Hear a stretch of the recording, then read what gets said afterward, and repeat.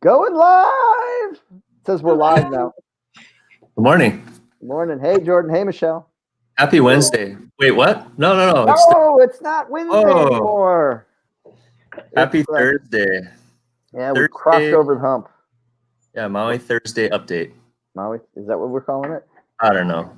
Yeah, whatever. We never did have a real name for it. So anyway. So what's the reason for the shift? We got So we everything in life changes, right? So we always have to figure out what we're doing. But I had an activity. I get coaching every week, and I had taken a sabbatical from that for a while, along with a lot of other things. But my new coach is on the East Coast, and the time that she had available was Wednesday morning at 9:30. So, and I thought, we've been doing this show for a long time on Wednesday mornings, and it was probably good to change up and maybe try to touch into some other folks on a different time of the day or different day. So we moved it to Thursday morning. So that's why we're now Thursday mornings, Facebook Live, and with Jordan and Michelle, and just trying to share with everybody what's happening in Maui, what to be aware of, what not to be afraid of, and what's going on. So that's why we moved to Thursday mornings with our Lifestyle Maui. It's a nice, refreshing change.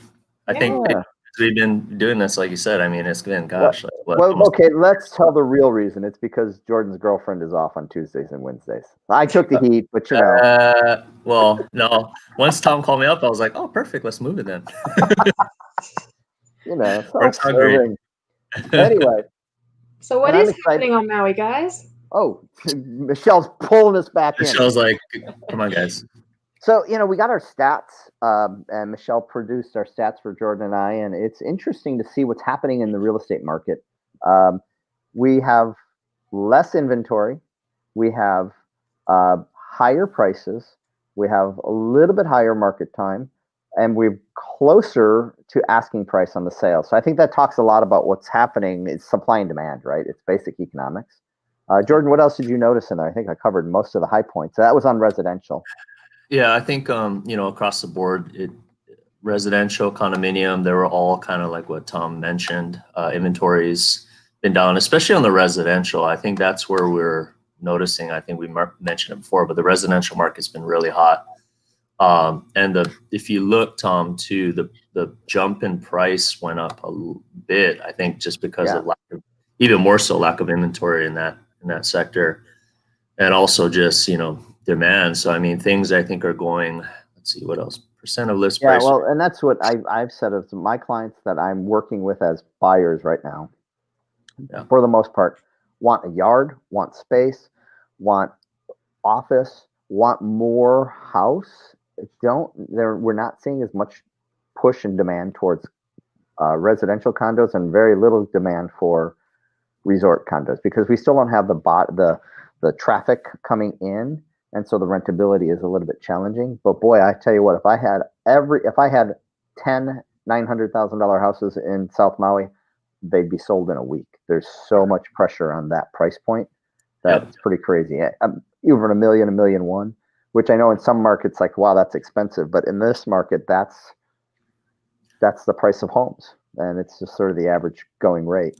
And another interesting point was the months of supply of inventory for residential dropped almost 25%. That's huge. Yeah. So I mean, it really shows the lack of inventory, or just the demand, as homes have just been kind of going as soon as they get listed. So right, and the other part of that too is interest rates are at historically lows, and they continue. Last year it's like, oh my God, the interest rates are so low, and now it's like, oh my gosh, they're really, really lower, and so the affordability quotient is so much. You can buy so much more house. So even if somebody overpays a little bit, if they're financing, and I shouldn't say overpays, pays what the market's at right now, in the 30-year scope of things of a mortgage, they're saving a ton of money, because of the cost to own is so much lower than it's ever been I've been in business 30 years, and this is just mind-boggling to see interest rates in the 2%. That's just crazy. And and then you couple that with the stock market is the highest it's ever been. So we've got the lowest interest rates in history and the highest stock market prices in history. It's just crazy how It's a no-brainer for a lot of people. I mean, it's especially people that are into numbers. It's, you know. Yeah, and then I was also people are saying, "Oh, is it a bubble? Is it a bubble?" And the thing is that I follow is a couple of different real estate people online, and the fascinating thing is about 50%, 40 to 50% of all homeowners have no mortgages. Um, so that speaks volumes to there's just not this pressure on overinflated or highly leveraged buyers and sellers or sellers. There's just the market is so solid because of that as well. We are a cyclical market. Do I think that things will change? Yeah, eventually. Do I think we see the writing on the wall right now? No, I just don't. But it is fascinating to watch it all, especially have been in this business for so long. So the stats we can, if you want the copies of the stats, if you're a stats kind of person, let us know. We'll send you the copy. It's, I don't know, 20 pages worth of statistics, but it's really broken down and it drills down into all the different parts of the market and, residential condominiums. So it gives you a good idea. So yep. Let's move away from stats, non-analytical people. So yeah. Michelle's, you got a special guest coming in, right? Soon? Yes, my little sister's flying in from Florida. She's gonna spend a couple weeks with me and spend Christmas with me. So she has to get the COVID test tomorrow and then, make sure she can travel, and we're gonna kind of explore Maui. And Tom, your daughter is coming too, isn't she? I'm so excited. She's coming in on the 13th. She's just doing her test as well. And she's coming to New York. Zoe's coming in. But sadly, my big girl, Mackenzie, she is not coming home. And my wife and I were talking, and so every time I think about it, it almost makes me cry now, is that it's the first Christmas ever that I won't be with my my older daughter. And I'm really sort of sad about it. And then what it makes me realize is there are a lot of people out there this year that are going to be experiencing the same thing. This is not unique to me. And for all of you folks out there that are not going to be with all of your loved ones like you normally are, my heart goes out to you because I really know what you're feeling, and it sucks. But it is what it is. We're going to love the ones we're with, as that old Beatles song I think it is goes, and just cherish the ones that aren't with us in spirit. So, and then we know we have Zoom and all those kinds of things, so I'm sure we'll be hanging out with them that way. But so yes. So what do you got planned? I didn't realize I was going down that bunny hole there, Michelle. What do you got planned to be doing with your sister while you're here? Kind of loose plans, but I want to take her on like a lot of hikes, go up to Haleakala, Iao Valley, and the pools, and just kind of see all of Maui. She's never really been anywhere, so it's really exciting. I love it. Do you guys get along pretty well, or is she? Yeah, I mean, like when we were younger, we didn't, but now we're really close. Nice. Cool. Well, that'll be exciting. What about you, man? You have anyone coming for Christmas? Nope.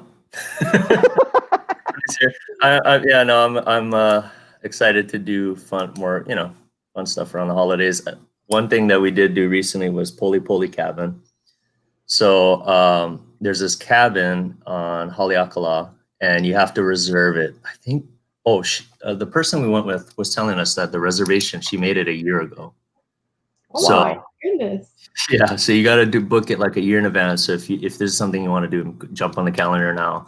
This is like cute as can be, little old cabin that's been there for I don't know how many years, 40, 50 years or whatever. But it's really well kept. And it's like the Poli Poli campground is like right above like a gulch. So you can actually see when it's cleared up for a little bit. You can see all the way down to Wailea. You can see the ocean and West Maui Mountains. And so you're above the clouds.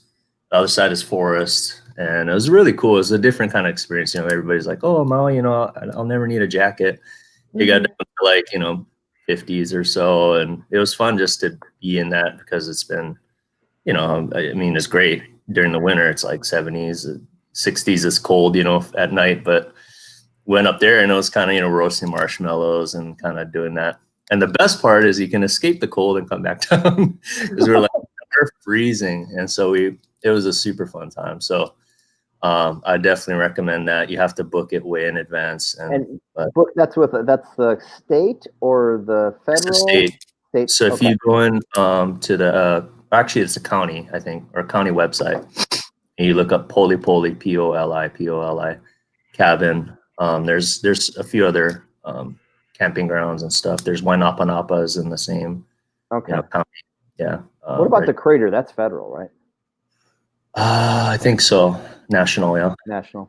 Okay. Yeah. Because that's the other place people go to the cabins. They'll hike down into the bottom of the crater, and that's one of the things I want to do one of these days. It sounds really. Have you ever cool. done that? Mm-mm. I've never done it either. Yeah, that's another. Let's do a team outing. Team outing.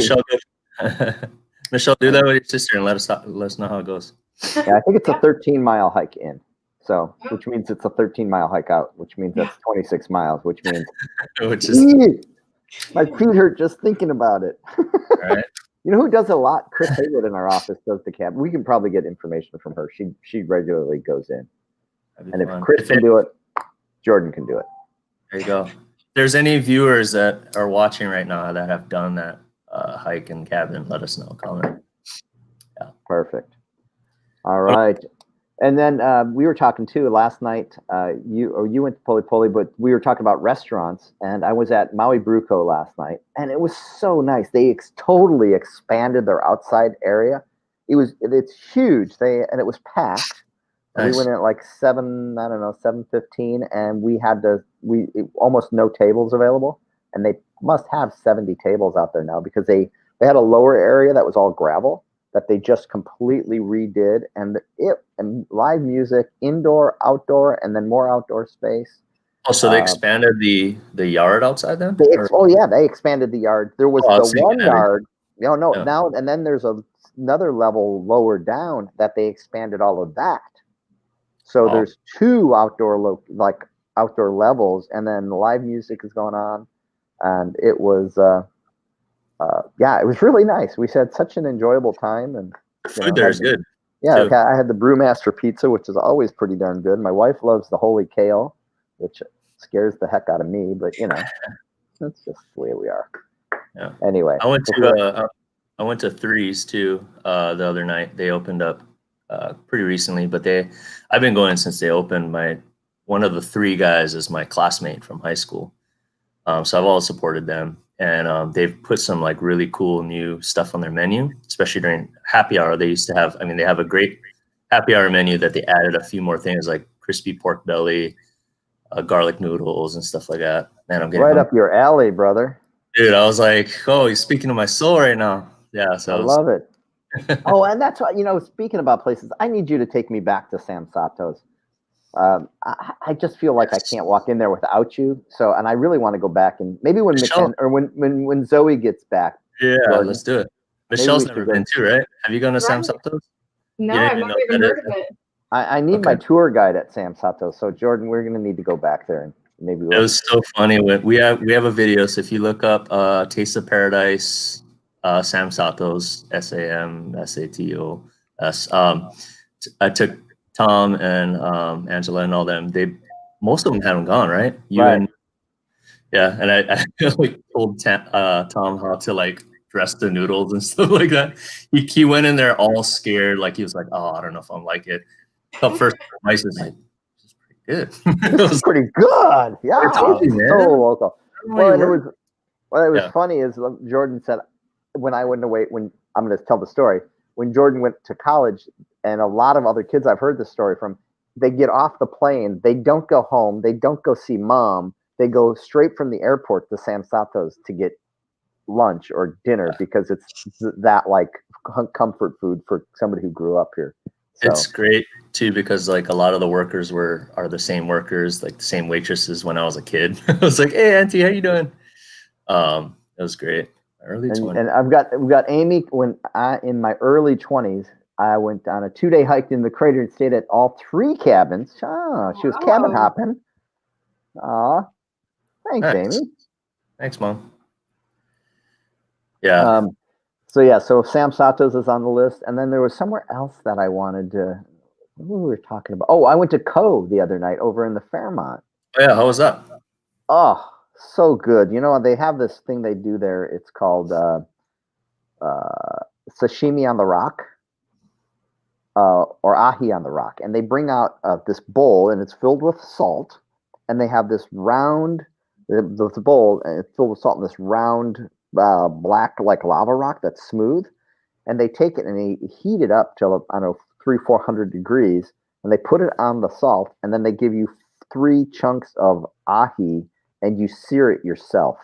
That sounds awesome. Oh man, it's so fresh and so good. It's like, oh man, I could just eat that all night. It was so that was a treat to go back over there.